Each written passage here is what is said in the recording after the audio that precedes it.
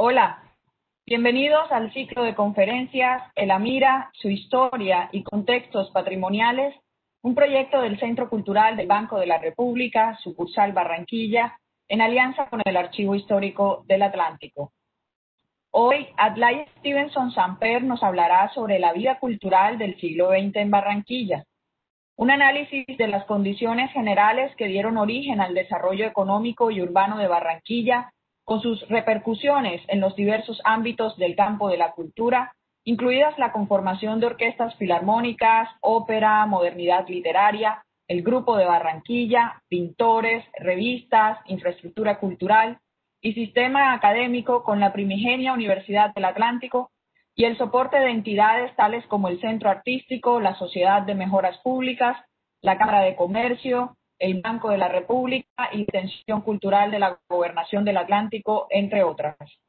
Adlai es escritor, investigador cultural e historiador y tiene estudios en Derechos y Ciencias Políticas. Su campo de acción es la historia urbana de Barranquilla, la música del Caribe colombiano y la cultura. Adlai, muchas gracias por estar con nosotros para este cierre de esta primera etapa de este ciclo de conferencias, con el cual regresaremos muy pronto, y bienvenido. Buenas tardes, muchas gracias por la invitación para este ciclo de conferencias sobre el Teatro Municipal, en torno al Teatro Municipal de Barranquilla o Teatro Amira de la Rosa, que es la que nos motiva a todos los que hemos estado en estos procesos de esta conferencia en estos días a este diálogo constante con la ciudad. Gracias, Katy, por esta invitación, al Banco de la República, al área cultural, a Welder Guerra Curvelo, y por su preocupación en que la ciudad conozca su historia cultural, conozca aspectos que realmente no están muy lucubrados, sinceramente, de sus aspectos, digamos, esenciales.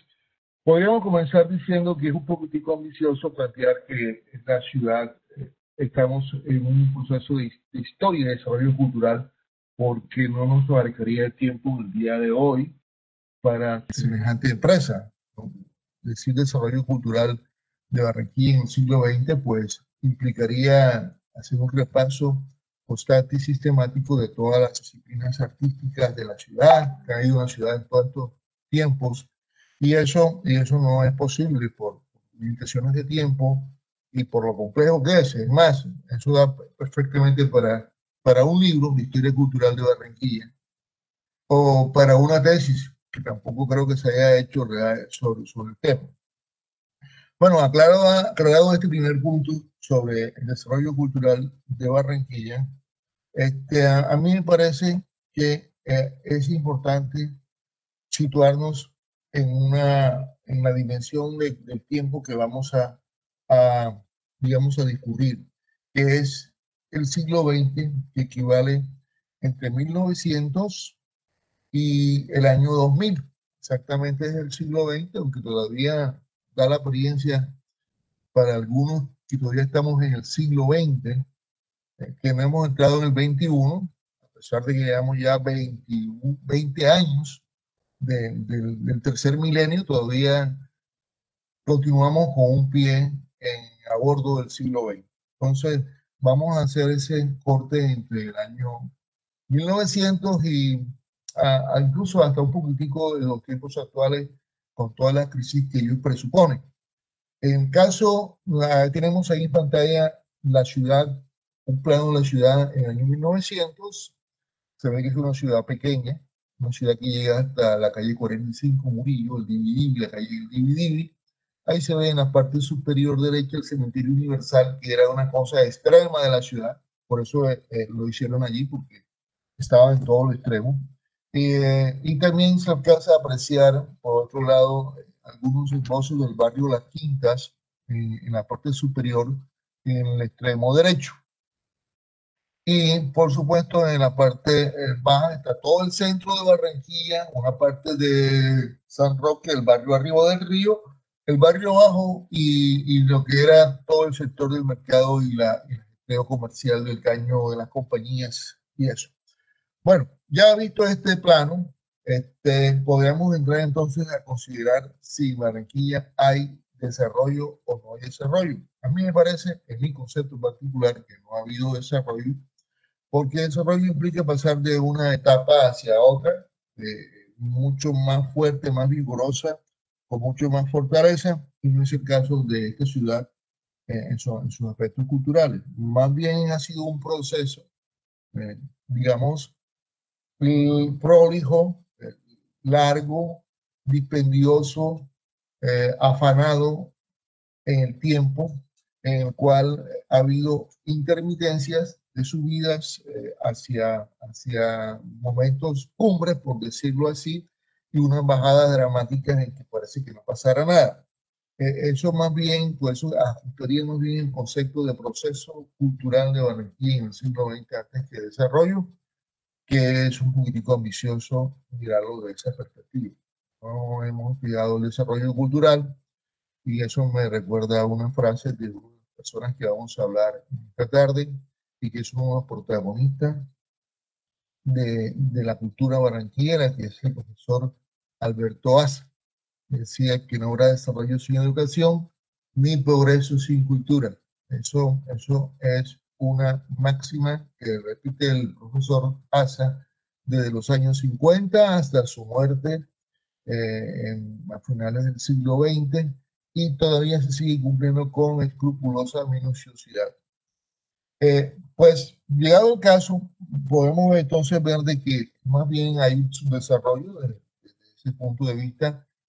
Lo plantea no solamente el profesor Asa, lo plantean otros personajes que están en la cultura, de los cuales también vamos a hablar, como Alberto Cepeda Zamudio, por un lado, lo plantea también Julio Enrique Blanco, a su manera, por otro.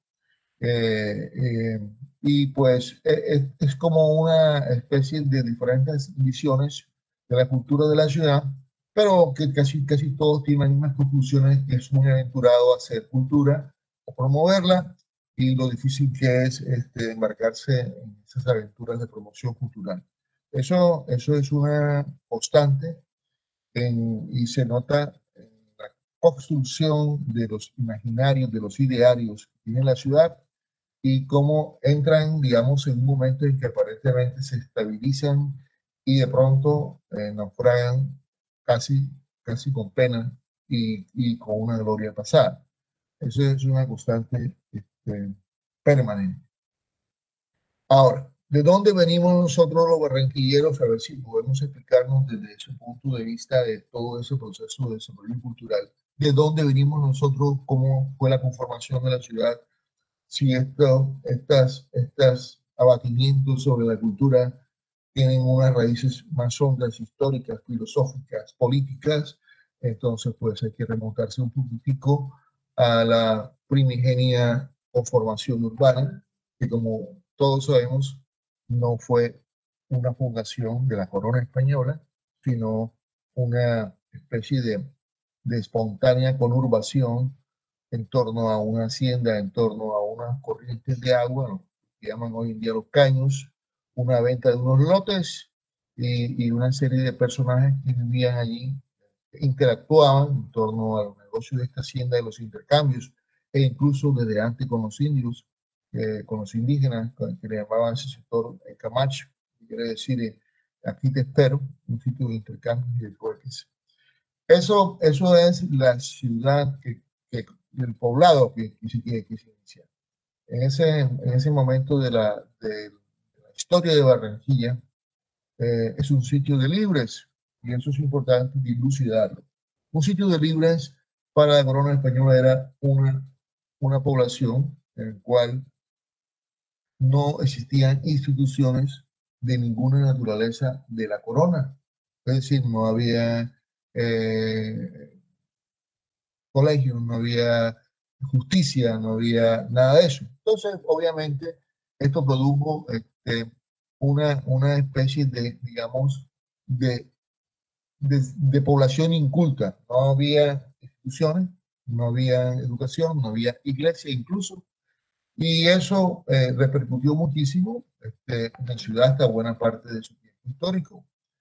Cuando la ciudad, digamos, se consolida y que que es exactamente a 1870, en el siglo XIX, por unos hechos fundamentales que no tienen que ver con la ciudad, sino con su condición geográfica estratégica de clave en el delta del Magdalena. Ahí podemos entonces pues analizar que comienza un desarrollo basado en el nodo de transportes y ese nodo de transportes originalmente planteado en Sabanilla y en Puerto Colombia como un ferrocarril, produjo una masiva llegada de inmigrantes y de personas que estaban dedicadas a las actividades mercantiles. O sea, venían a hacer, digamos, sus trabajos acá, venían a producir fortuna.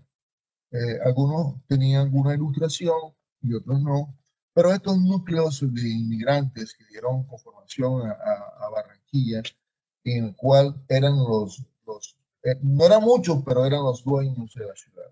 Y eso también se ha repetido como una constante durante toda la historia hasta este momento incluso. Este, puede uno apreciar allí que estos grupos extranjeros decidieron, digamos, juntarse en una especie de guetos neocoloniales llamados clubes sociales. Esos clubes sociales se reunían, hacían sus negocios, se casaban, vivían, etcétera, etcétera. Y en cierto modo se mantenían convenientemente alejados a distancias de la ciudad de que estaban. Es decir, por eso aparece el club alemán, anglo, el club italiano, el club español, el Country Club y el Club Barranquilla, que es, digamos, un club que hay variedades de miembros. Estos son claves en que se juntan, se reúnen, más no son propiamente digamos, no está integrado con la ciudad. Vamos entonces, digamos, hecho esta exposición hasta este momento para dilucidar esos dos aspectos. Pasemos entonces a las actividades culturales que produjo digamos, esta migración en la ciudad y el nudo de transporte. En la medida en que Barranquilla se consolidaba como, digamos, el sitio intermedio entre el interior de Colombia y el exterior, todo lo que pasaba para Bogotá y para otras partes llegaba a Barranquilla. Es decir, era paso obligatorio. Entonces, no es que en la ciudad llegaran compañías teatrales ni culturales buscando la ciudad, sino que llegaban porque era un paso necesario.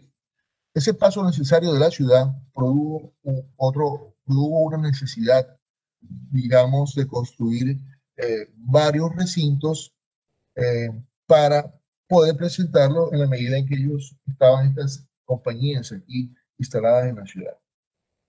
Es así como el año 74 del siglo XIX, 74, el curioso Fardín David Pereira construye el primer teatro Apolo, porque hubo después otro, en la calle Real, del cuartel y la carrera de la Niña China.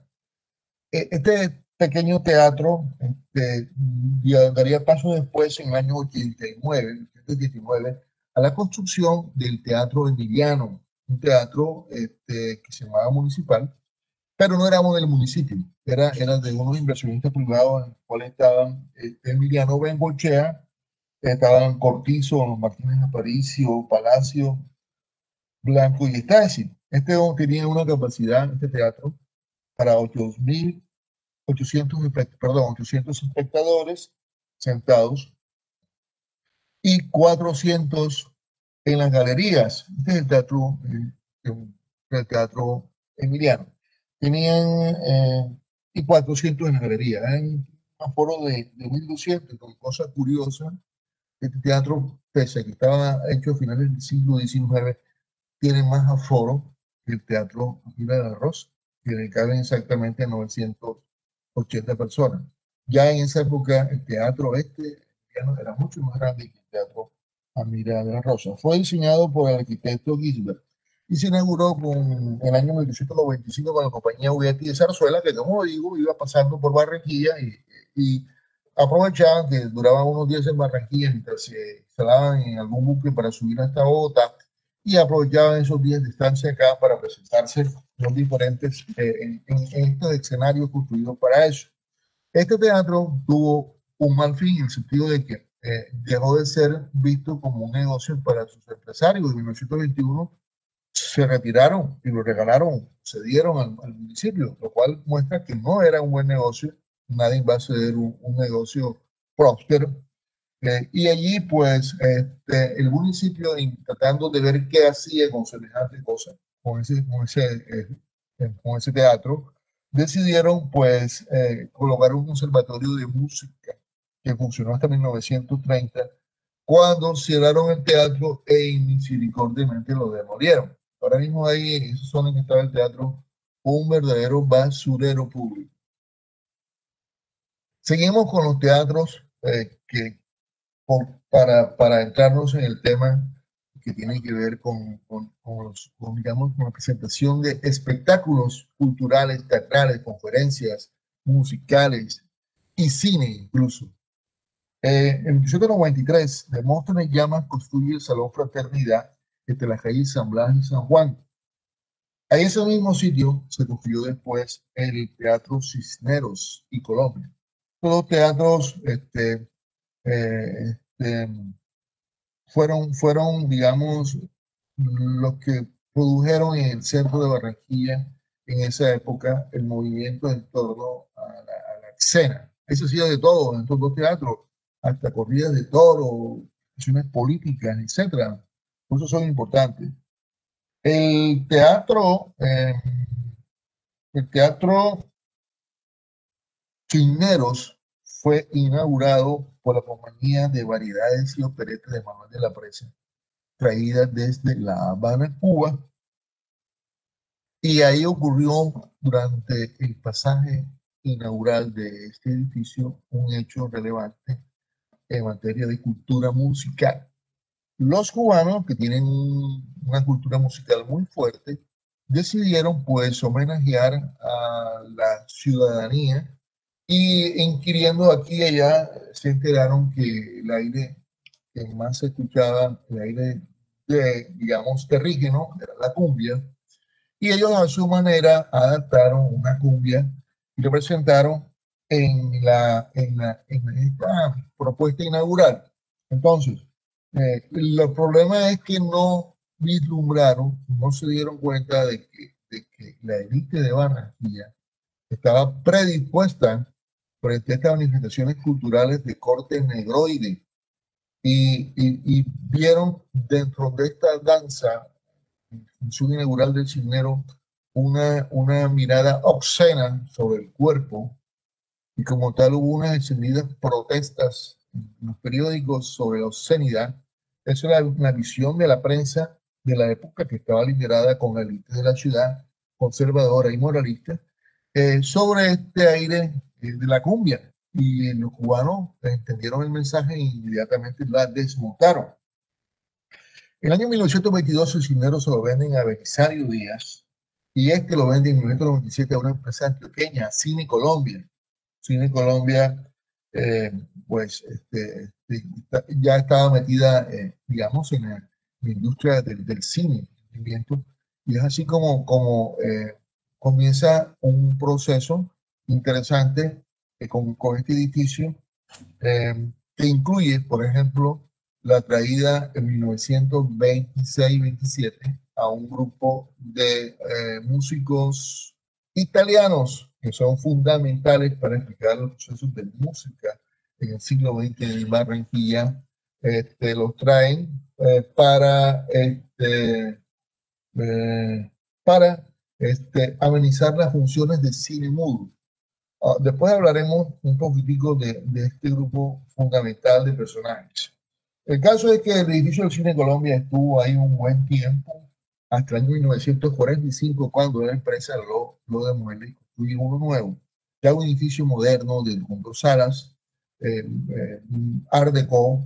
En la parte de atrás está el Cine Colombia, y también un teatro en las alas del edificio de 5 pisos. Se colocan estudios de emisoras, oficinas, Y en ese edificio, en la parte de la planta baja, que era en la calle San Blas, los hermanos Rondón construyen a finales de los años 40 o montan, perdón la palabra, la famosa librería Mundo, que era el centro y epicentro de reuniones del grupo de Barranquilla, entre los cuales se encontraba Gabriel García Márquez, Alejandro Obregón, José Medel Zamudio, etcétera. Es decir, este edificio Cine Colombia es muy importante por estas por esta serie de cúmulo de circunstancias que ocurren en torno al lote y al edificio. Bueno, digamos que eso por un lado ocurre en el centro y que el edificio Cine Colombia, pese al nombre, el nombre no engañaba, era un cine y un coliseo. Ahí se presentaba incluso eh, peleas de boxeo, eh, hacían una especie de corraleja. No era propiamente un teatro porque no tenía las facilidades que implica un teatro con la tramoya, camerino, etcétera, etcétera.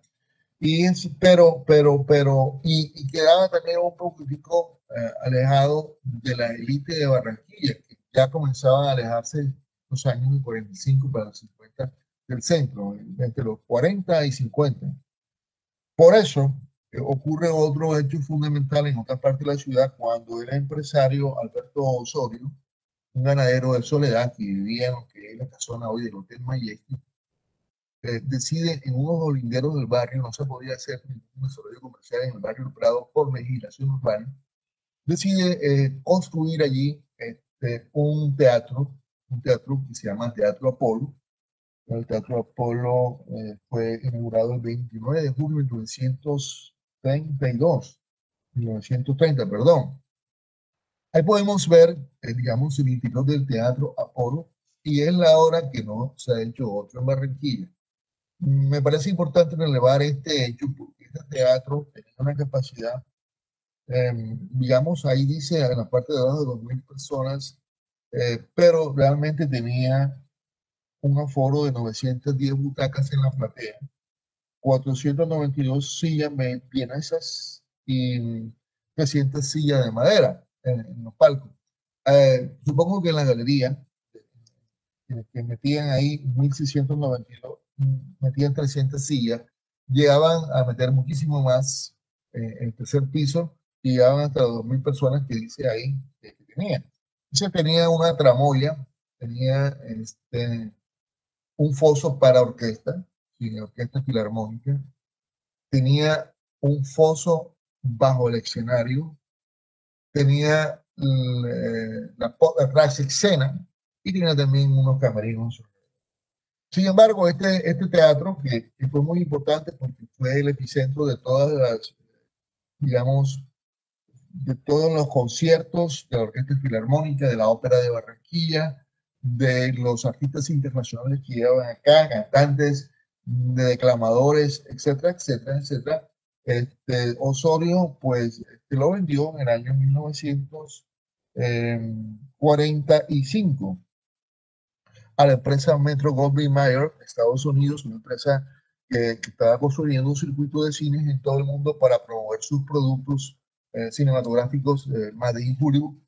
Y bueno, este teatro encarga a un arquitecto que manda de allá, que se llama Albert Warner, que tiene una empresa que se llama Loeb Corporation. Esa es la empresa Loeb con unos, digamos, eh, con unos eh, colombianos. Eh, Cambia totalmente el decorado de este escenario. Primero que todo, cierra los palcos, construyen los palcos y unas paredes hasta el tercer piso. Deja solamente la platea y un corredor laterales, lo cual le quita ya la dignidad de un teatro de la característica que tiene el Apolo. Ese es el primer, digamos, problema que tiene el nuevo teatro y también cambia de nombre, se llama Teatro Metro. Fue inaugurado el 10 de diciembre de 1946 y desde entonces pues comenzó su vida, digamos, eh, cultural. Como ya le dije, ahí estuvieron presentándose todos los espectáculos que llevaban a la ciudad porque no había otra parte. Este es un teatro, nuevamente reitero, hecho por un sector privado. En 1940, Cine Colombia, de Medellín, encarga a Manuel Carrera, un arquitecto cubano que hizo en Barranquilla varias obras relevantes, el Jardín Águila, el Teatro Colón, y también hizo el edificio Carrera. Encarga la construcción de un teatro que se llama el Teatro Murillo, casi pegado al sector de las Quintas, un teatro que, entre otras cosas, tenía 2 pisos, un aforo de casi 2.000 espectadores, con aire acondicionado y sillones abullonados, luces indirectas, pero era más que todo un cine, no era tanto un teatro, era un cine que tenía la facilidad de una pequeña, digamos, tramoya, que igual también lo tuvo el Teatro Colón, donde hubo, que eso lo hizo en el 49, 48, también perdón, para el empresario judío Pinky Fibar, y ahí tuvo también la misma lógica de tener cine, estaba muy de moda eso, radioteatro y los estudios de algunas emisoras, Cadena Radial del Caribe, etc. El teatro Rest, que los de los años 30 también la misma lógica. No son realmente grandes teatros, sino unos cines que tienen la posibilidad de presentar funciones para espectadores. Llegado a este punto, aparece entonces la Sociedad de Mejoras Públicas ante una serie de presiones de la ciudad en el sentido de mejorar los teatros, de proponer un nuevo teatro. La Sociedad de Mejoras Públicas pues lo impulsa del año 1951 y a ellos le dan 61, perdón, a ellos le dan primero un lote que queda en donde queda hoy la Universidad Libre de Ciudad Centro, por la catedral, pero ese lote no les funciona, así que tras un trueque aceptan una parte del lote en que estuvo el Parque 11 de Noviembre, donde se construye el teatro, que tiene, entre otros, un concurso de diseño en el cual estuvieron la firma de Enric Seitzer, un austriaco, Vittorio Magaña y Mario Linarolo, ¿no? Dos italianos de origen italiano y austriaco. Seitzer, pues, estuvo en Barranquilla, fue calculista de carrera en Chiu García, y tuvo una serie de obras muy importantes en la ciudad hasta que desafortunadamente se le cayó la torre del Hotel del Bravo y por eso se residenció en Miami. Bueno, en el año 1980 el teatro estuvo paralizado, se dañó las estructuras, no hubo ninguna previsión en eso, y cuando lo toma el Banco de la República en el año 80, él hace una nueva versión con Hernán Vieco, un arquitecto que había trabajado con Le Corbusier en París, y con una firma local de Alexis Barón y Giovanni Macchi, que se encargan de hacer la versión que conocemos hoy, el Teatro Mirada Rosa, que es una versión un poquitico, pues, digamos, eh, eh, tímida para la época, porque el teatro fue diseñado para 1961 y se logra concluir en los 80. Hay un desfase casi ahí de 20 y pico de años que pesaron mucho en el aforo, en el diseño del teatro. Eso, a grosso modo, pasemos un poquitico entonces a la literatura. En la literatura tenemos que en el año 1992 hay un judío, otra vez los extranjeros, Abraham Zacarías López Peña, que tenía una popular estadero, llamamos hoy en día tertuliadero o sitio de eventos que se llamaba La Estrella, en la esquina del Carrera de Progreso con el Paseo Bolívar.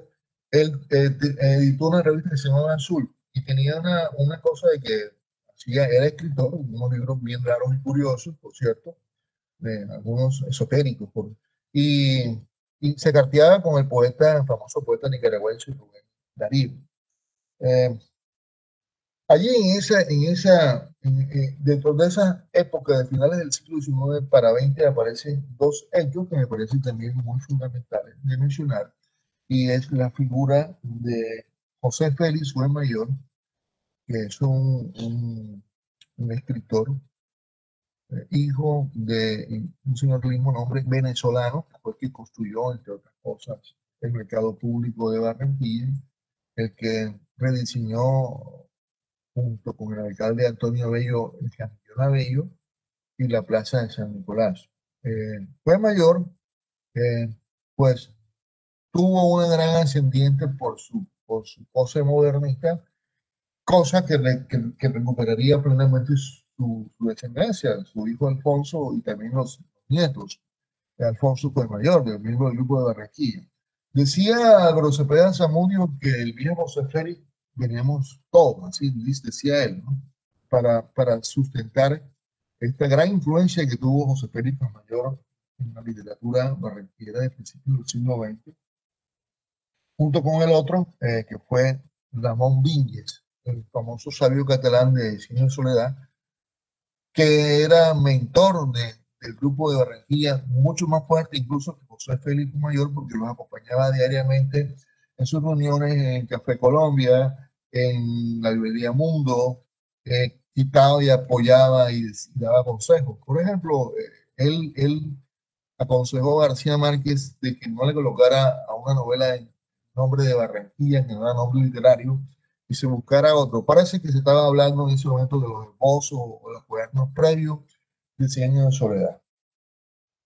Todos estos escritores, todos estos dos pivotes, José Félix y Ramón Viñes, funcionan en torno a periódicos, librerías, grupos literarios, y bueno, este grupo muy importante y tan fuerte en la cultura local como fue el grupo de Barranquilla, del cual hablaremos un poquitico más adelante, eh, eh, también influyó en la generación posterior de escritores que llegarían después de los 60 y 70, digamos, en el plazo de ellos, cuando ya algunos de ellos fallecen o otros se van de la ciudad.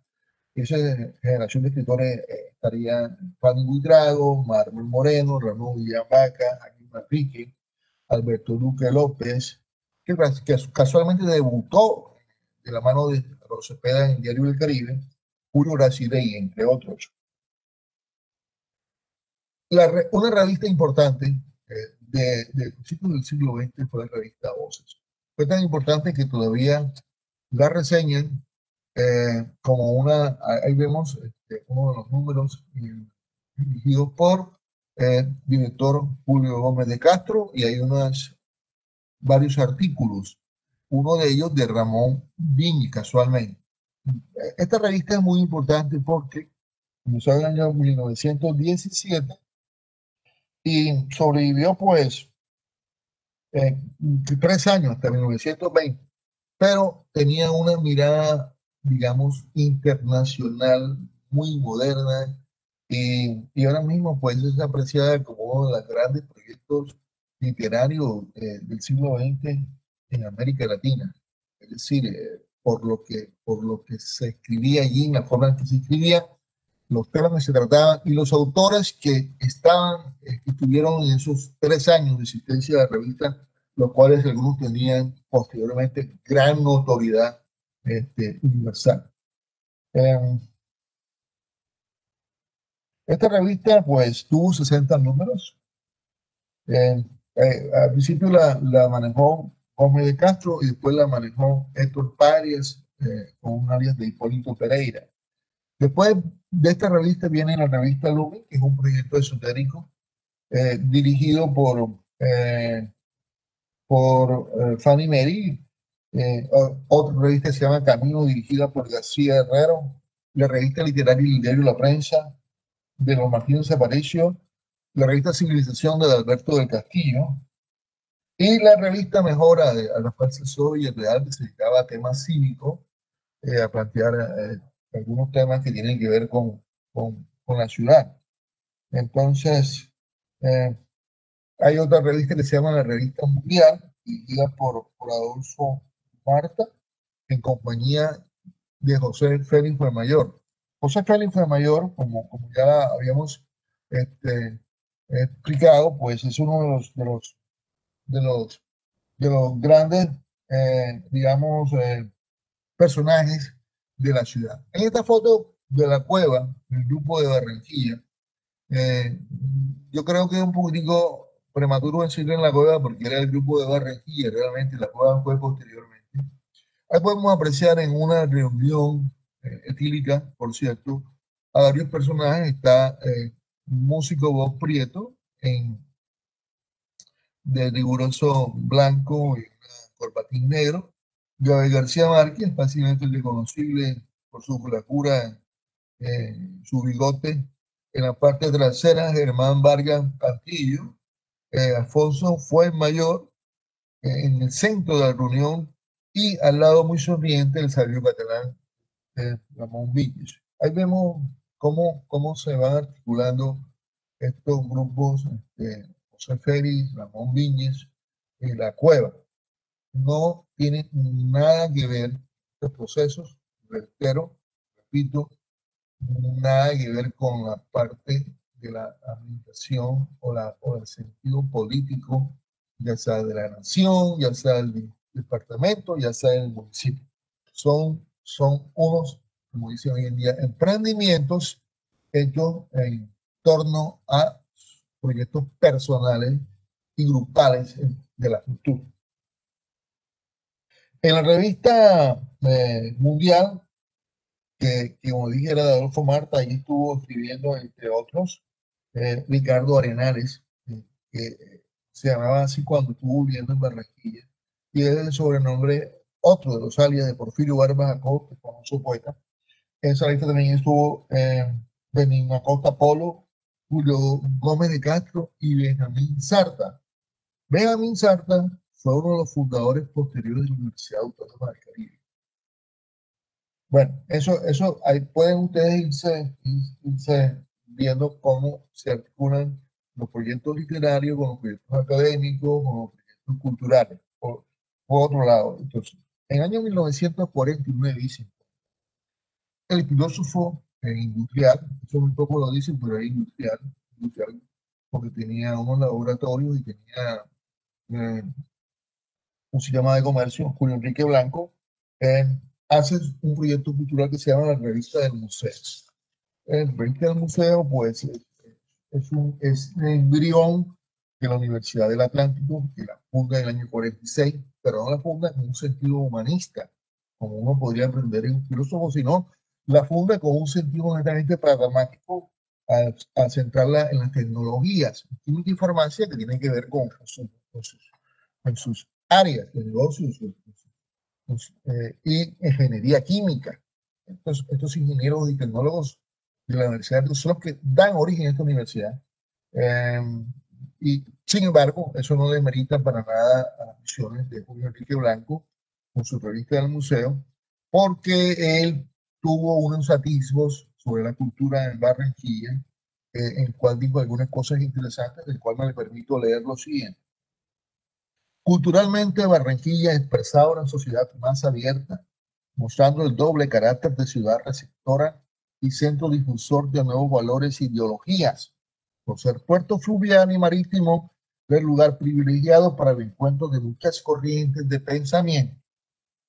Tanto los migrantes internos como extranjeros y la trashumante presencia de marineros y agentes comerciales contribuyeron a esa apertura cultural. Allí se conocían antes que en el resto del país tanto los inventos y novedades científicas como las nuevas ideologías revolucionarias. En este párrafo sintético se muestra perfectamente todo el proceso, digamos, de apropiación cultural y por qué fue de Barranquilla. Blanco también tuvo una visión que él se percató, y era que la ciudad tenía un carácter demasiado tremendamente comercial. Lo mismo que también miraría García Márquez cuando en su libro Cien de Soledad menciona en Macondo, y hay que decir que Macondo, los últimos 100 capítulos de esa novela, y en otros libros de García Márquez también, es Barranquilla. Hablaba de la aristocracia del mostrador, o sea, el centrar la ciudad en el comercio. Es una ciudad fenicia, y una ciudad controlada por fenicios, por comerciantes, ¿no? Entonces, Blanco planteaba en ese momento que la ciudad hay que pasarla de la ciudad fenicia a una ciudad alejandrina del conocimiento. Esa transformación nunca llegó a ser. Y eso fue una frustración no solamente de Blanco, sino de otras personas que se habían percatado de la misma situación. Es el caso de Alberto Asa Asnavi, eh, que era un turco judío, aunque suene un poquitico paradójico. Asa había nacido en Estambul, Turquía, pero de familia judía y llegó a Barranquilla, donde se asentó. Bueno, aquí en Barranquilla, Asa tuvo muchísimas, pero muchísimas proyectos. Yo creo que es un hombre que, que digamos, nunca nos cansaremos de admirar su temple, su entereza. Hizo lo que otros apenas estaban vislumbrando. Asa se tuvo unos enfrentamientos feroces con Julio Enrique Blanco, porque Julio Enrique Blanco andaba en una visión privatizadora de la Universidad del Atlántico y Asa tenía una visión absolutamente contraria de carácter gratuito. La enemistad de unos puntos casi que personales. Aparte que Asa también era filósofo, y gracias estudió en Alemania con Ernst Cassirer, un famoso filósofo, y probablemente él alcanzó a vislumbrar los sistemas que usaba el Blanco y entraron en abierta contradicción, en debate dialéctico, y esa animosidad pasó a unos planos casi que personales. Voy a situar que Asa, dentro de todas sus hazañas, construye en 1951 su proyecto de Instituto de Lenguas Modernas, el primer instituto de educación basado en las lenguas. Después, ASA se mete en la lectura de la Facultad de Educación para, para crear profesores en la Universidad del Atlántico y en la Universidad Pedagógica del Caribe. Ese es otro proyecto de ASA. Después ASA comienza, ahí vemos esta Universidad Pedagógica del Caribe y Escuela Superior de Idiomas.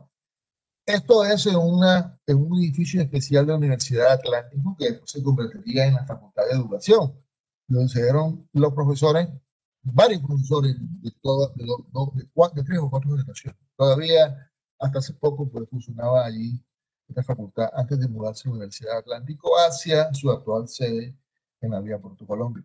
Bueno, Asa también es un hombre que a sus alumnos los promueve y como sus relaciones con el extranjero, le conseguía becas para que se fueran y los formaran afuera y llegaran a Barranquilla. Pero hace otras dos instituciones culturales. Una es el concierto del mes, que lo hace, digamos, con esa periodicidad y a veces era más del mes. Lo hizo en algunos momentos en el Teatro Metro, lo hizo en el Teatro de Bellas Artes durante un buen tiempo, en el Teatro del Colegio Americano, en el recién inaugurado teatro en el barrio de Delicias. Lo hizo también en el Amira, un buen rato, la última época de este concierto. Y Asa también hizo la obra que le sobrevive, porque Asa consideró que todo lo que había hecho había sido un perfecto fracaso para esta ciudad, o sea, que él había sembrado y arado en el mar. Que sigue vivo se llama el Instituto Experimental del Atlántico José Celestino Mutis, una escuela en que la logra hacer porque hay un personaje del grupo de Barranquilla que se llama Cepeda Zamudio, el escritor, que fue director de Diario del Caribe, que por sus lazos con el Grupo Santo Domingo le logra entregar un local, una casona en el barrio de Delicias donde ellos trabajan, donde ellos ahí funcionan todavía. Le decía Cepeda a Asa, viejo maestro escuela. Ese era el nombre que le decía eso.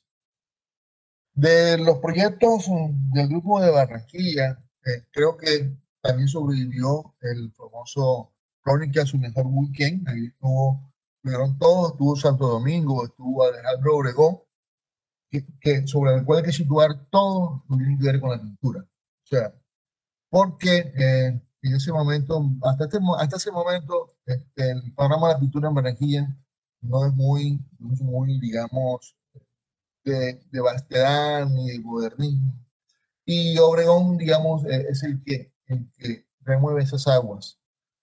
Eh, creo que su primera exposición en el 45 en la Biblioteca Departamental fue auspiciada por otro amigo de Barranquilla, que fue Germán Vargas y el José Mayor.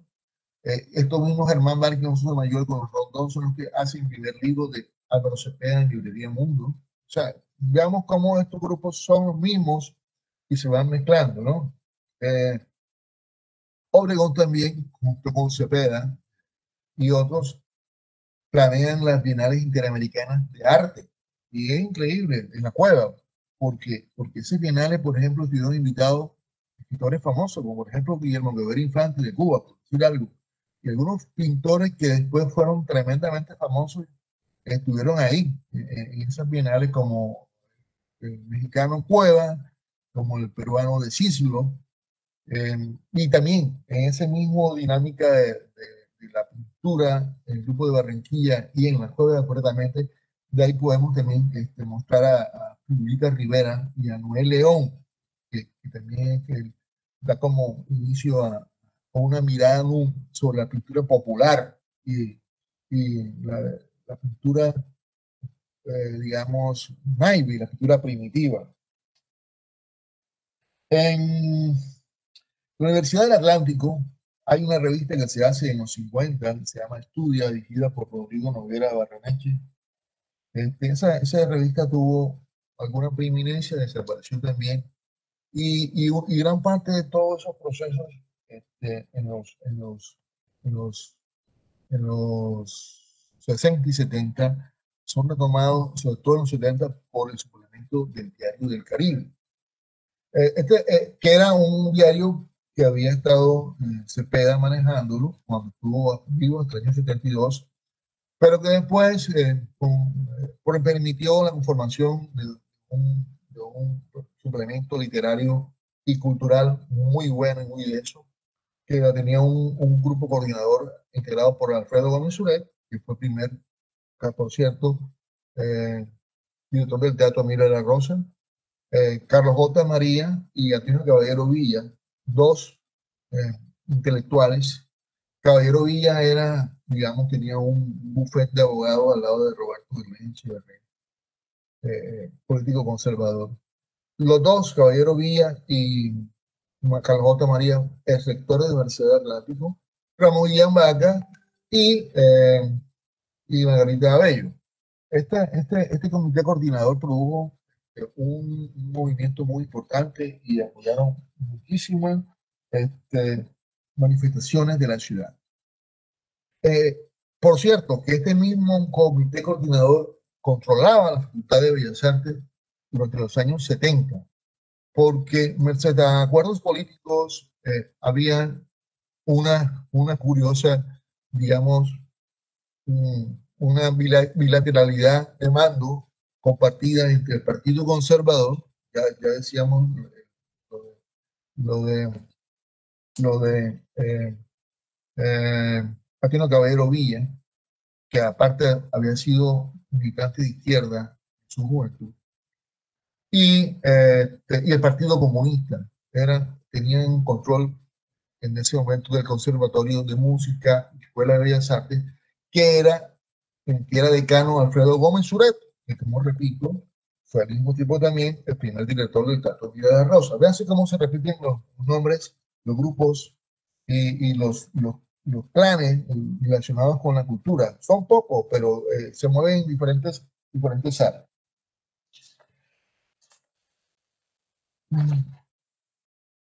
La Universidad del Atlántico estuvo en un tiempo, pues,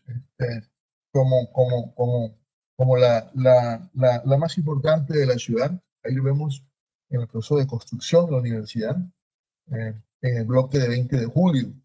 Ahí estaba apenas por el segundo piso, probablemente esta foto del año 1949, 50. Este, pues esta Universidad Atlántico estuvo, digamos, única en el panorama, junto con sus dos facultades, hasta el año 51, en que la propia universidad decide crear la Facultad de Arquitectura, en el cual que la crea con tres arquitectos, que son Alberto González Rubio, un arquitecto e ingeniero, en esas dos condiciones, el cual también fue rector de la Universidad de Atlántico en otro momento, a finales de los 60 casualmente. Ricardo González Ripoll, que fue decano y fue también alcalde de Barranquilla, y José Alejandro García. Ricardo González Ripoll fue amigo y compañero, digamos, en Chipaquirá de García Márquez y pertenecía también al grupo de Barranquilla. Vemos también cómo se mueven las mismas personas en torno a estos proyectos culturales. Antes de ese momento, la Facultad de Arquitectura, los arquitectos de Barranquilla estudiaban fuera o venían del exterior o de la Universidad de Bogotá. En ese momento comienzan a venir acá y esa facultad se fortalece con una serie de profesores importantes y unas visiones nuevas sobre la ciudad. Y sobre todo esta facultad de arquitectura produjo a su interior una cantidad de artistas que si no siguieron la arquitectura, por ejemplo, sí se agruparon en torno a la pintura. Por ejemplo, por ahí pasó Álvaro Barrios, que es un excelente dibujante, uno de los grandes pintores dibujantes de Colombia. Pasó por la Facultad de Arquitectura. Bueno, a la Universidad de Atlántico se le une posteriormente la Universidad Libre. Este es un proyecto curioso porque este es un proyecto, digamos, masónico. Esto aparece a finales de los 50. La masonería y el Partido Liberal pretendieron entonces crear una sede sucursal, una sede alterna de la Facultad de Derecho de la Universidad Libre de Bogotá, que venía desde los principios del siglo XX con la Universidad Republicana, la Universidad Externado, y esta Universidad Libre de Barranquilla, la Facultad de Derecho, se crea porque entran, por un lado, la masonería, con personajes como Julio Salgado Vázquez, que también fue uno de los fundadores de la Universidad Autónoma posteriormente, Jeremías Flores Romero, Carlos Gutiérrez Navarro, Mario Alcalá San Juan, que fue registrador durante un buen tiempo de Barranquilla, Ramón Garavito y Dorado Comas, que fue notario también de Barranquilla. A estos masones liberales se le sumaron otros como Aquilio Hernández Barreto, Juan B. Fernández Ortega, que era director de Heraldo, Heriberto Humada y Mario Ceballos Araujo, que fue el fundador finalmente de la Universidad Autónoma. Vemos también cómo se articulan en las universidades en torno a partidos políticos, digamos, fraternidades, y ahí surgen otros proyectos culturales. La Universidad Autónoma del Caribe, eh, con Salgado, con Abuchaibe, con Benjamín Sarta y sobre todo con el liderazgo de Mario Ceballos, se inicia clases el 26 de julio del 67 y la Universidad Libre de Barranquilla, Facultad de Derecho, inicia clases en marzo de 1956. Así hay un lapso de 10 años entre la Universidad Libre y 10 años entre la Universidad de Atlántico, 10 años de Universidad Libre y 10 años de Universidad Autónoma. En esa misma época comienza a producirse en Barranquilla una serie de problemas educativos con la Universidad de Atlántico en el sentido de que la revolución cubana en los 60 había producido un fermento izquierdista y parte de la élite de la ciudad había perdido control sobre los estudiantes en la carrera.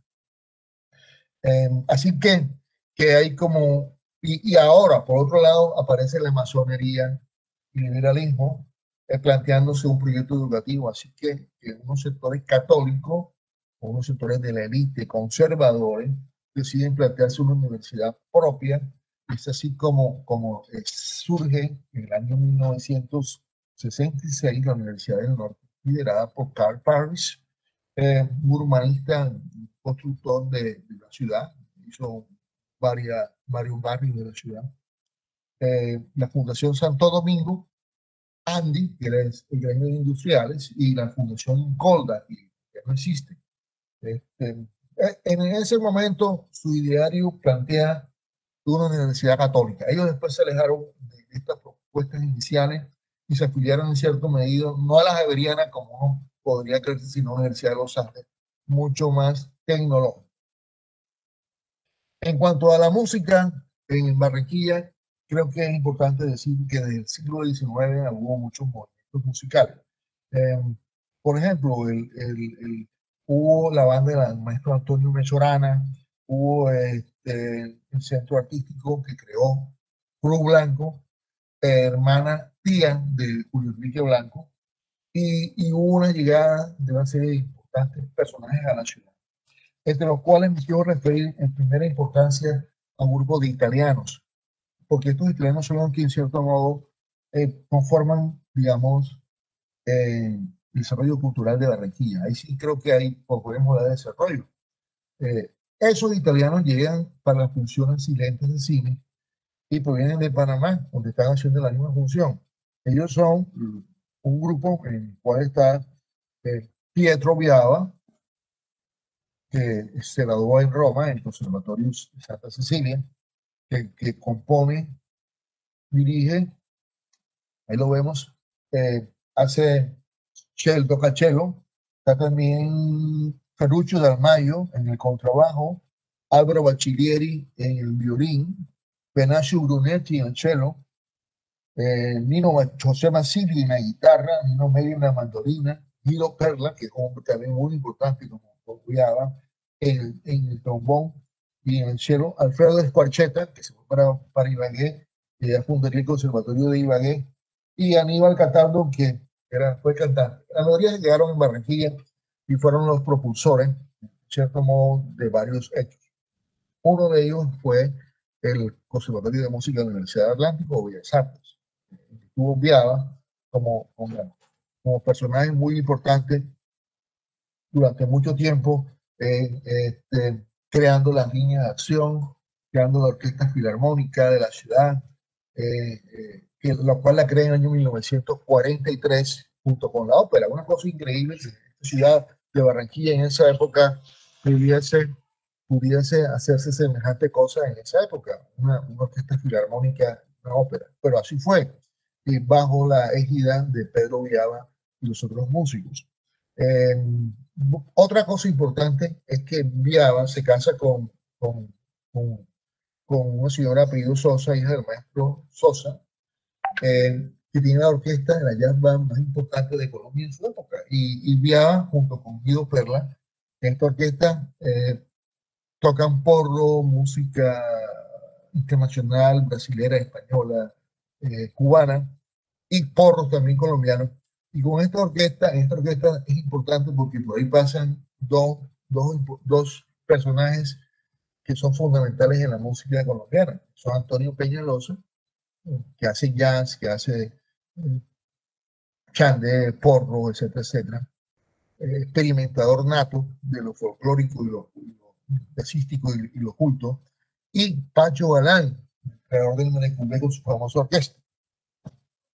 Digamos, orquesta de Pacho Galán. Esta camada de estos músicos son los que producen el sonido, digamos, que conocemos hoy en día digamos, de las orquestas tropicales en Barranquilla, y de gran parte algunos, ya sea porque estuvieron cerca de ellos o porque la aprendieron tocando con ellos, provienen de esta generación de músicos que comenzaron con los italianos, después llegaron hasta la filarmónica y después pasaron a las orquestas populares y orquestas de diferentes tipos. Viava es un hombre que se decepciona de la ciudad porque su proyecto de la filarmónica naufraga a finales de los años 60, desaparece lentamente, lánguidamente, y ya fallece en el 72, digamos, triste, resignado a que, igual que le pasó a Asa, que otra cosa. O sea, todo lo que había construido a nivel cultural se le desarmó. Entonces, ese caso de los, de los italianos es el que da origen a las orquestas, digamos, a las orquestaciones actuales porque ellos son los que traen los conocimientos técnicos de los conservatorios europeos y los enseñan acá a los nativos de Barranquilla y también a los que no son barranquilleros, y son los que también logran conciliar la música, los conocimientos que tienen ellos de jazz man, con la música folclórica para producir porro, cumbia, fandango, etcétera, simultáneamente con otros personajes como Lucho Bermúdez en otras partes de Colombia. Pero estos son muy importantes por eso. Y son los que conforman ese sonido que conocemos hoy en día, y que tanto pues nos enorgullecemos digamos, porque nos representa. Para ver cómo funciona eso de increíble, ya es el hombre, por ejemplo, que concilia la música creada por el panameño Simón Urbina, el himno de Barranquilla, y Amina de la Rosa, cual lleva el nombre del teatro, es el que hace los arreglos para ese himno. El himno de Barranquilla es en su concepción final, arreglística, de letra, es una obra de viaje, antes que los otros dos anotados. Eh, yo creo que eso es la importancia de estos músicos. Yo reitero que por supuesto, eh, que todos estos desarrollos culturales no tienen nada que ver con las políticas culturales del municipio ni del distrito de Barranquilla, ¿no? Son absolutamente personales de grupos de personas que interactúan en el tiempo y logran este proceso un poquitico vigoroso en un momento y otro proceso accidentado, y en algún momento que termina con algún drama existencial, como es el caso lo que le pasó a Viaba, lo que le pasó a, a Asa, y yo creo que el también hubiera podido pasar a Enrique Blanco si ve por dónde va el proceso de la Universidad de Atlántico. También podría parecer lo mismo. Eh, Cepeda, Zamudio y García Márquez son, y Alejandro Obregón, que son unos ejes fundamentales de todo ese tiempo. Todavía la ciudad no ha podido salirse de esa influencia terrible que tienen estos personajes, porque las condiciones en que ellos surgen y se desarrollan en los 40 y 50 son las actuales. Las actuales son una coyuntura absolutamente diferente. Recordemos que García Márquez y Cepeda actuaban en consonancia, por ejemplo, con el Grupo Santo Domingo, con Julio Mario Santo Domingo, que eran parte de la élite industrial comercial de Barranquilla, y era un allegado. Santo Domingo era amigo de ellos, y Obregón también. Obregón era hijo de industriales y era llegado a ellos. Entonces, pues, digamos que ahí estaban como una perfecta sincronía en estos sectores, cosa que no ocurre ahora. Yo, en todo este proceso de todos estos años, siempre la ciudad ha estado alejada de los sectores culturales, y eso creo que debe haber quedado muy claro. Aquí no hay intervención de la ciudad. Todo el día de hoy, no hay bibliotecas públicas. La biblioteca departamental es del año 40, es del año 40, más o menos. Es una biblioteca muy, muy lejana. La biblioteca piloto del Caribe, por ejemplo, y Blanco de la República son bibliotecas de entidades y instituciones que no tienen nada que ver con el escrito. Eh, o sea que el sistema cultural de Barranquilla, y estamos hablando de Barranquilla porque es un sistema de referencia, es muy endeble. No hay, digamos, una infraestructura cultural construida en el tiempo, ni ahora mismo hay tampoco, digamos, los visos de que esa circunstancia va a cambiar. Podríamos decir, a beneficio de la ciudad, que después del año 1991, cuando la Constitución Política tomó una serie de cambios ya sobre multiculturalidad, en acceso a la cultura, en los derechos humanos, que es cuando la administración pública de Barranquilla, creo que fue en la administración de Bernardo Hoyo con el Iriarte, estaba trabajando con el CENCHANDAR, el Instituto Distrital de Cultura y Turismo, una dependencia que en ese momento se dedicó pues a cubrir algunas cosas tímidamente, pero cumplía formalmente con parte de estas labores que había comandado la Constitución. Y posteriormente en 2007, 2008, la primera administración de Jan se convierte en Secretaría de Cultura Digital. Ahí se implementan los famosos, después, en el año 17, en el 2008 se implementa un portafolio muy escueto para apoyar a los artistas, y en el 2017 y 2018 ya comienzan los nuevos portafolios, el cual ha tenido altibajos. Yo considero que ha sido una cosa que de todos modos ha producido beneficios, pese a su crítica. eh, y esta entidad tiene que ver con la cultura en Barranquilla, a diferencia de otras entidades en Colombia que otras, por ejemplo la de Bogotá, por situar algo, tiene festivales de jazz, festivales del parque, salsa, gratis, organizados por ellos, tiene sistema de biblioteca, orquesta filarmónica, tiene, etcétera, etcétera. Aquí no hay nada de eso. Pero aquí, pues, esta entidad cultural responde a una lógica, una logística, y es que ellos apoyan, por ejemplo, a los emprendimientos privados. El que monta un festival de jazz, por ejemplo, le dan unos recursos para que lo haga y esto le dan algo a cambio. El que monta un festival de teatro también, etcétera, etcétera. Es decir, están en ese proceso, y eso nos hemos echado hasta el siglo XX, hasta el siglo XXI, hasta este momento estamos en esas condiciones, donde, como de público conocimiento, todo este pasado, digamos, de desarrollos culturales, algunos exitosos, otros frustrados y otros ilegítimamente perdidos, pues nos han llevado a la actual situación en que de hace como 3 años o 2 años, 4 años, hay un legítimo clamor, descontento entre el sector cultural de Barranquilla por las carencias que hay, y porque la institucionalidad política administrativa no brinda unas condiciones, digamos, propicias para que este importante engranaje, el desarrollo, como decía el profesor Asa, no habrá desarrollo sin educación y por eso sin cultura, funcione. Es decir, sin esos componentes seguimos perdidos, seguimos entonces en la ciudad fenicia que decía eh, el maestro Julio Enrique Blanco. Seguimos en la aristocracia del mostrador, de los comerciantes que son dueños de todo y que podrían eventualmente ponerle, digamos, impuestos hasta el aire que respiramos, porque la cultura no es un objeto fundamental ni un bien para ellos.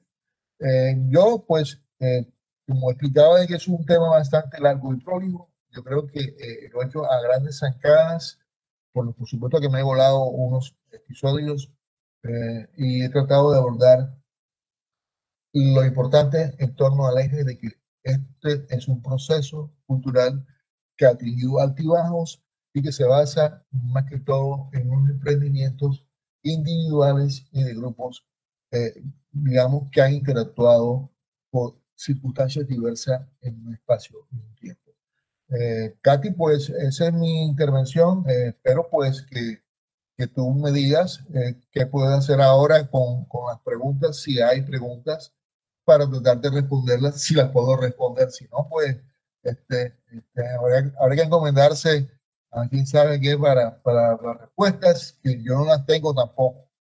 Tengo apenas unas aparentes frases de solución. Gracias, Arlari. Eh, me, me parece que ha sido una conferencia, pese a que tú dijiste con grandes zancadas, pues abordamos los temas que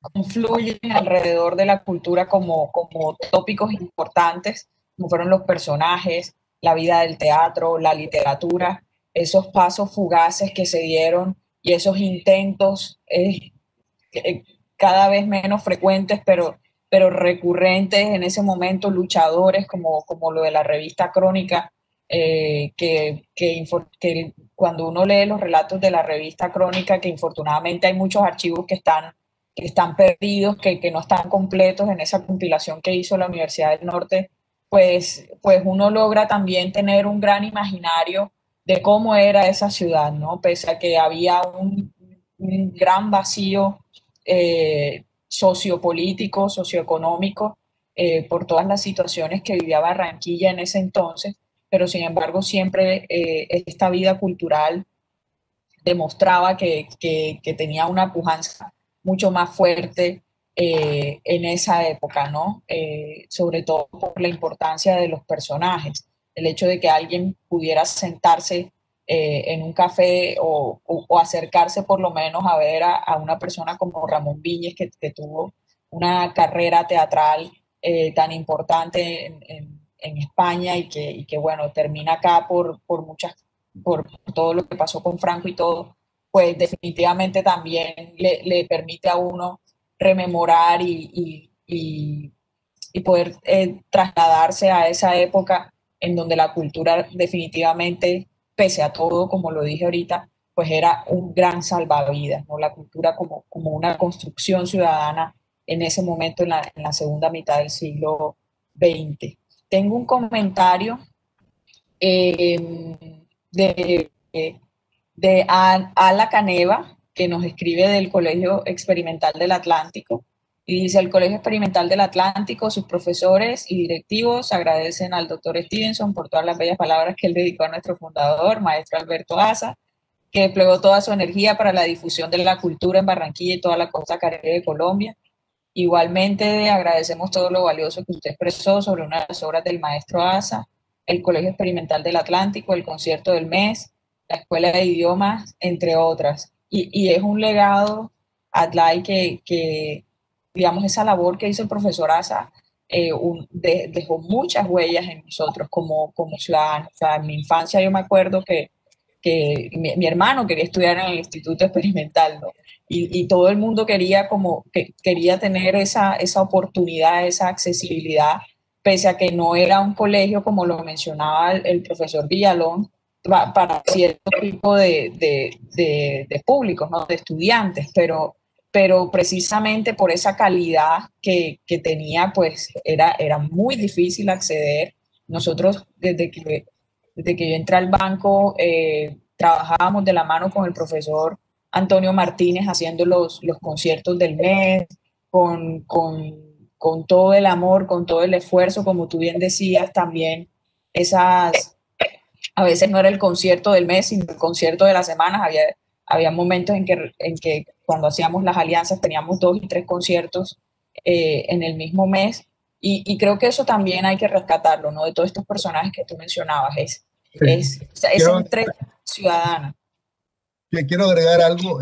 Gracias a los estudiantes del Experimental del Atlántico, que siempre están ahí como pendientes de la cultura, ¿no? Yo estoy relacionado en cierta medida con el profesor Asa por varias cosas vitales. Mi padre, José Stevenson, fue rector de la Universidad del Atlántico, presidente de la Universidad Libre un buen tiempo, de la Autónoma también fue directivo, pero creo que el cargo más importante que tuvo hasta el día de su muerte fue el presidente del Experimental del Atlántico, porque era muy amigo de Alberto Asa. Eran compinches, se decían compinches los dos. Mi papá lo apoyó muchísimo cuando fue rector, y Asa también. Yo fui alumno de Asa temporalmente en el Instituto de Lenguas Modernas. Y incluso tengo otro aspecto, y es que hace unos 4 años el industrial Kenneth Loewy, que es un hombre dedicado a la cultura, él, es un hombre muy, digamos, es sui generis su posición en una ciudad en que la gente no le interesa en esta cosa, a Kenneth sí. Y Kenneth pues hizo conmigo una buena liga en ese momento y todos somos buenos amigos. Kenneth patrocinó un libro sobre Alberto Asa, que yo lo tengo, está escrito, está inédito. En algún momento aparecerá, digamos, la forma en que se pueda publicar. Y está toda esta historia que conté, pero más explayada todavía, con respecto a sus triunfos, digamos, a su desengaño de la ciudad. Se desengañó de la ciudad, y a su amargura existencial frente a unas cosas que no podía cambiar. Eso está en ese libro. Algún momento tocará editarlo porque constituye una pieza en mi concepto, no porque yo lo haya escrito, porque yo soy un intermediario de esa vida y lo que yo ahí logré rescatar, eso es como también hizo Heriberto con el grupo de Barranquilla, yo participé en el libro de la cueva, tú te acuerdas de eso perfectamente. Es decir, yo soy intermediario, yo lo que hice ahí fue como trasladar todo ese mundo de ASA y en algún momento habrá que editarlo porque ahí aparece claramente una parte del desarrollo cultural de Barranquilla, es decir, con pelos y señales, como dicen el dicho popular. Me acuerdo de la teoría de Orlando Falsborda de los desencantos, ¿no? Esos desencantos del profesor Asa con todo lo que se iba encontrando. Y de alguna manera los desencantos lo fueron empujando a encontrar su propio camino y a construir lo que hizo. Tengo un comentario de Álvaro Suezcún en Facebook. Dice, ha sido una exposición de motivos con el sustento suficiente para mantener la preocupación por el estado actual de indefensión de nuestra cultura. Se sostiene gracias a dinámicas propias y a la persistencia de sus cultores. ¿Cree Adlai que hay motivos para considerar que la situación actual pudiera generar argumentos para llenarnos de optimismo? Yo no sé, yo creo que no, porque habría que replantear la visión que tiene la administración pública distrital y que tiene que ser parte del alcalde, entre otras cosas, y el proyecto de desarrollo de la ciudad, digamos, los planes culturales. Aunque se ha avanzado mucho dentro de lo que ellos consideran que se pueden avanzar, yo creo que estamos muy rezagados frente a otras ciudades. Por ejemplo, incluso Cartagena nos lleva, y Santa Marta nos llevan digamos, unos avances en unos campos que no tenemos acá. Ni siquiera para comparar con Bucaramanga, menos con Medellín y con Bogotá y Cali, ¿no? Entonces yo soy pesimista porque habría que cambiar muchísimas cosas. Entre otros, lo que hay que cambiar es que la gente de la cultura, lo que está en esas cosas de la cultura, tenga sensibilidad cultural. Y si tú no tienes sensibilidad cultural es muy difícil. Es decir, a ti no te interesa el sector, las personas que están ahí, ni saben lo que necesitan, lo que quieren, y no es que uno les necesite plata. Eso es importante que uno tenga, pero hay otro tipo de estímulos, otro tipo de cosas que se pueden hacer y no se hacen o no se dan las señales para hacerse.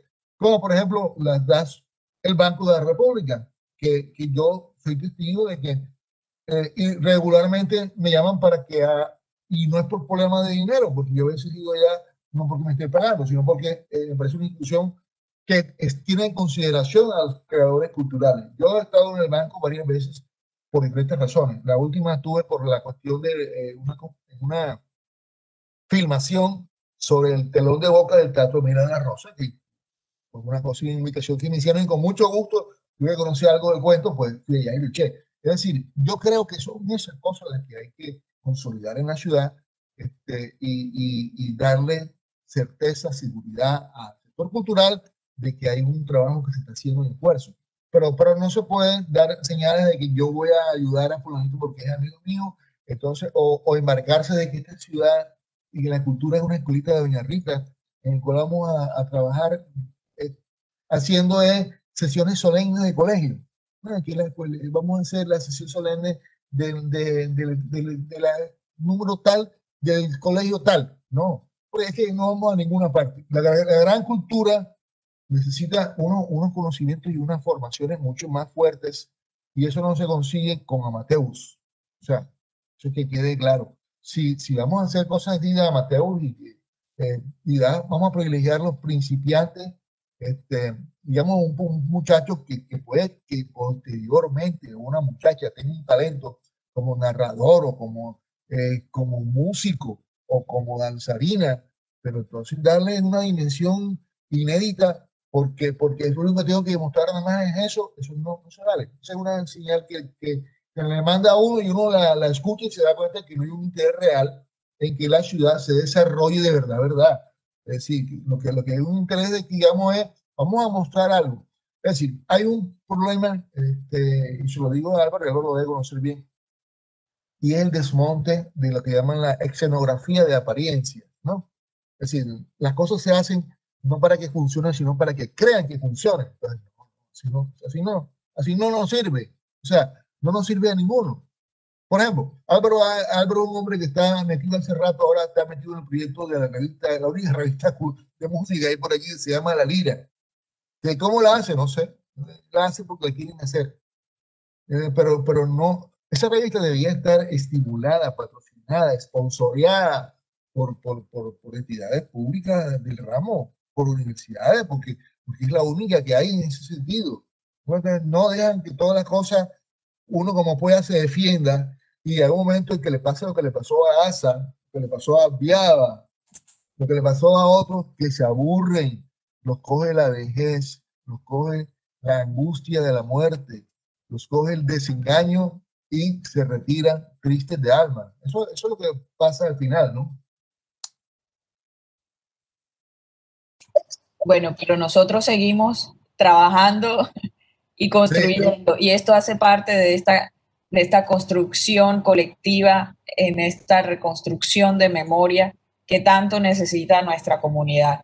Así que te agradezco muchísimo, Adlai, por esta extraordinaria intervención y a todos los que nos acompañaron este día, que sin duda alguna nos impulsa, nos sigue motivando para que construyamos una, de pronto es una ilusión, como tú bien lo señalabas, pero son realidades más cercanas que lo que pensamos. Cada uno puede estar poniendo un granito de arena con estos diálogos, con estos conversatorios, para que las personas puedan consultarlo más tarde. Ese video que hiciste para nosotros del telón de Obregón lo pueden consultar en YouTube. Digamos que lo afortunado de esta época de la virtualidad es que tenemos acceso a toda esta información y la idea también es compartir y con que nosotros le digamos a alguien, a un hermano, a un niño, a un primo, seguimos luchando por todo esto y contribuyendo a que la labor, por ejemplo, del maestro Asa, del profesor Martínez, de Kenneth, del mismo Filiberto Mancini, todas estas personas que siguen empujando, en algún momento yo creo que serán más visibles y sí, hace falta de pronto cierto empuje, cierta infraestructura, ¿no? Que es lo que tú mencionas, porque estamos casi que inclusive como estábamos en la época de los 50 que no existían instituciones culturales debidamente constituidas, sino más bien espontáneas como el centro artístico y como estos que también tú mencionabas. Entonces, te agradezco muchísimo a Adlai y a Laura que nos acompañó en la parte técnica y agradezco a todos los que estuvieron con nosotros en esta transmisión. Muchas gracias, Adlai. muchas gracias a ti, Katy, y buenas tardes.